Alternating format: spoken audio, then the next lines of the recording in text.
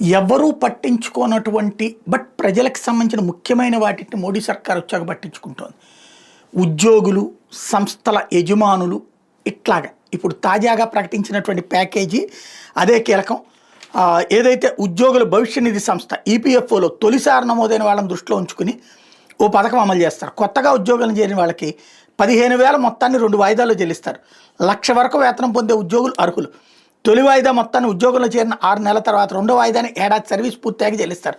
కొత్త ఉద్యోగుల్లో పొదుపు అలవాటు ప్రోత్సహించేందుకు కేంద్రం చెల్లించే ప్రోత్సాహకంలో కొంత భాగాన్ని ఫిక్స్డ్ డిపాజిట్గా మదుపు చేస్తారు. ఆ మొత్తాన్ని ఉద్యోగి తర్వాత దశలో ఉపసంహరించుకోవచ్చు. ఆధారిత విధానం ద్వారా ప్రత్యక్ష నగదు బదిలీ రూపంలో చెల్లింపులు జరగబోతున్నాయి. అంటే సామాన్యుడికి నేరుగా చిరు ఉద్యోగికి ప్రయోజనం చేకూర్చబోతుంది ప్రభుత్వం. ఇది అద్భుతమైనది. బీజేపీ వాళ్ళు కూడా చెప్పుకోలేకపోతున్నారు, బీజేపీ కూటమి వాళ్ళు కూడా చెప్పుకోలేకపోతున్నారు. ఇప్పటికే ఉన్న ఉద్యోగులకు అదనంగా కొలువులు కల్పించే యాజమాన్యాలకి ఈఎల్ఐ పథకం కింద ఆర్థిక సాయం అందిస్తారు. ముఖ్యంగా తయారీ రంగాన్ని దృష్టిలో ఉంచుకుని దీన్ని రూపొందిస్తారు. సంస్థలో ఇప్పుడున్న సిబ్బందికి అదనంగా ఎన్ని ఉద్యోగాలు కల్పిస్తే అంతమందికి నెలకి 3,000 చొప్పున 2 ఏళ్ల పాటు యజమానులకు ప్రభుత్వం చెల్లిస్తుంది. 1,00,000 వరకు జీతాలు తీసుకుంటున్న ఉద్యోగుల్ని పరిగణలోకి తీసుకుని ప్రభుత్వం ఈ మొత్తాన్ని చెల్లిస్తుంది. అయితే అదనంగా చేరిన ఉద్యోగులు కనీసం 6 నెలలు అదే సంస్థలో పనిచేయాలి.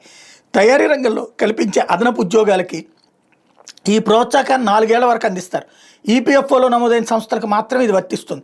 ఇందులో 10,000 వరకు జీతాలు తీసుకునే ఉద్యోగులకి నెలకు 1,000, 10,000 నుంచి 20,000 వరకు జీతాలు తీసుకునే ఉద్యోగులకి 2,000, 20,000 నుంచి 1,00,000 వరకు వేతనాలు అందుకునే వాళ్ళకి 3,000 చొప్పున సంస్థ యాజమాన్యానికి ప్రభుత్వం ఇస్తుంది. కొత్తగా ఉద్యోగంలోకి తీసుకున్న ఉద్యోగ వేతనం 10,000 లోపు ఉంటే ఈ ప్రోత్సాహాన్ని దాని నిష్పత్తి ఆధారంగా చెల్లిస్తారు. ఈ ప్రోత్సాహం మొత్తం యజమాని పాన్ అనుసంధానమైన బ్యాంక్ ఖాతాలో నేరుగా జమ అవుతుంది. అన్ని రంగాల్లో ఉద్యోగ కల్పన పెంచేందుకు ఈ పథకాన్ని తీసుకొచ్చినట్టు కేంద్రం ప్రకటించింది.